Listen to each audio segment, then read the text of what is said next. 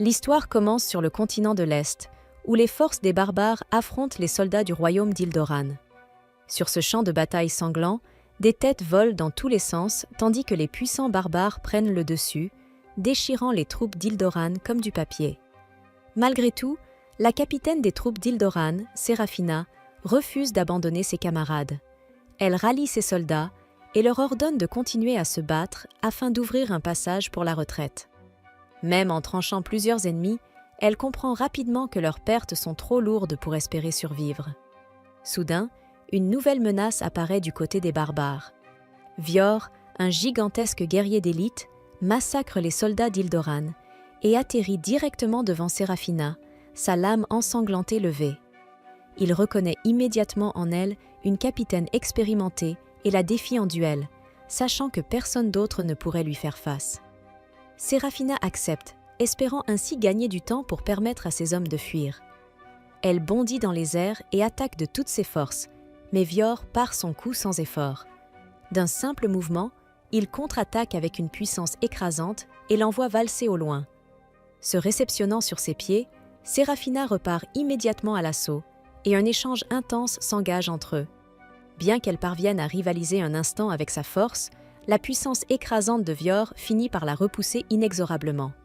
N'ayant plus d'autre choix, elle utilise sa technique ultime, renforçant magiquement son épée. Rassemblant toutes ses dernières forces, elle pousse un cri et affronte l'attaque finale de Vior.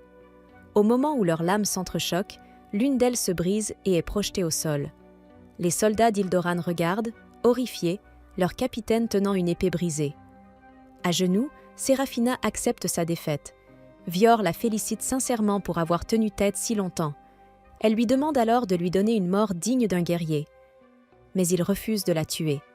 À la place, il affiche un sourire sinistre et promet de la capturer vivante pour faire bon usage de son corps. Après cet avertissement inquiétant, Séraphina perd connaissance et se réveille dans une cellule sombre, vêtue d'un simple chiffon sale et entravée par de lourdes chaînes.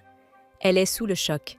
Elle observe les alentours, essayant de reprendre ses esprits. Peu à peu, ses souvenirs reviennent. Elle a été vaincue par les barbares, et elle est désormais leur prisonnière.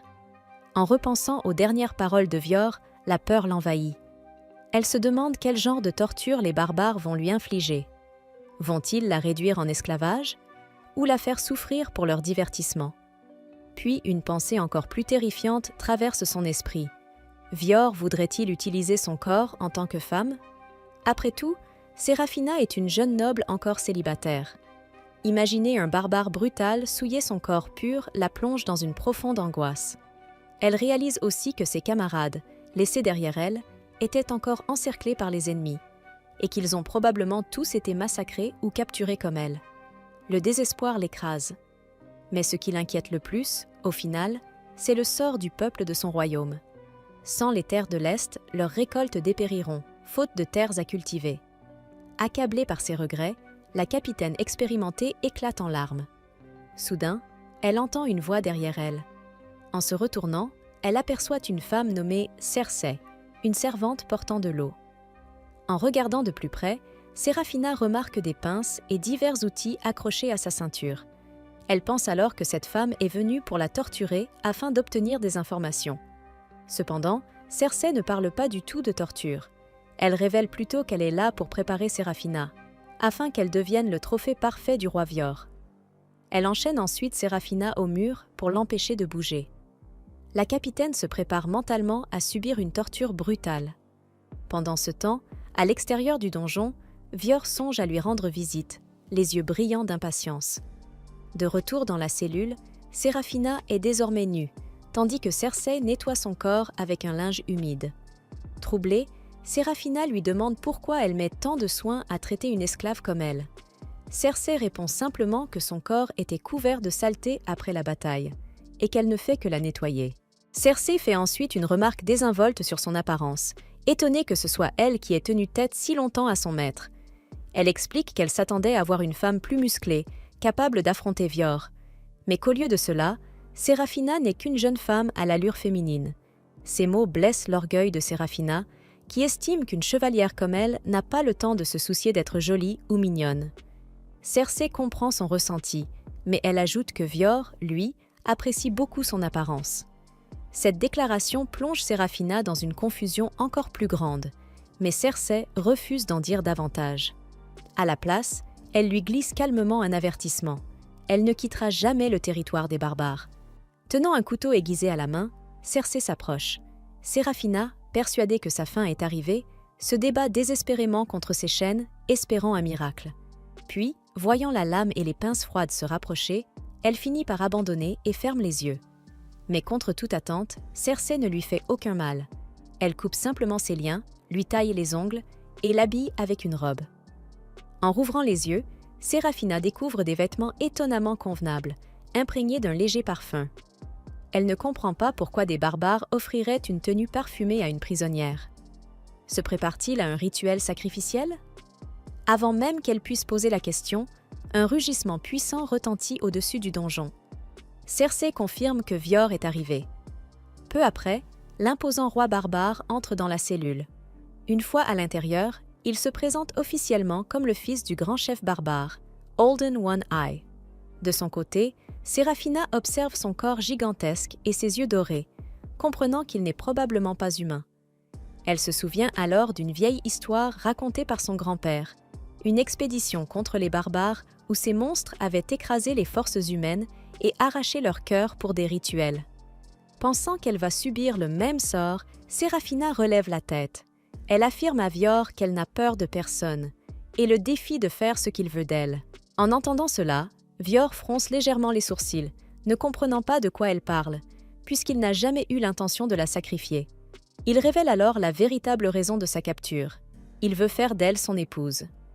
Ces quelques mots suffisent à faire basculer le monde de Séraphina. Toute l'angoisse accumulée monte d'un coup, colorant son visage d'un rouge écarlate. Trop choquée pour comprendre immédiatement, elle lui demande si tout cela n'est qu'une plaisanterie. Mais lorsque Vior confirme qu'il souhaite réellement l'épouser, Séraphina perd complètement ses moyens. Elle lui demande comment il peut vouloir épouser une ennemie. Vior lui explique alors que, chez les barbares, aimer ses ennemis n'est pas un problème. Puis, avec une ferveur presque brûlante, il évoque les traditions de son peuple.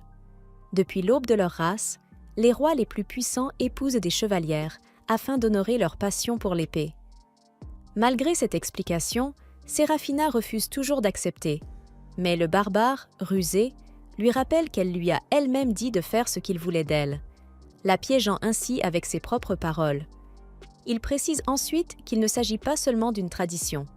Il se remémore leur combat sur le champ de bataille, où il a ressenti toute la sincérité et la passion de Séraphina pour son épée.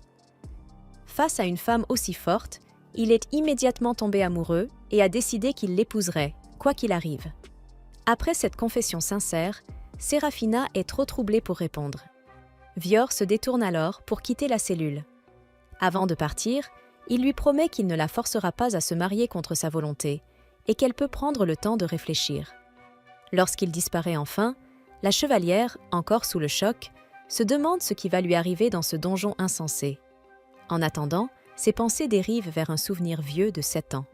À cette époque, son frère Sidious lui avait annoncé qu'elle avait été désignée pour diriger une expédition vers les terres barbares.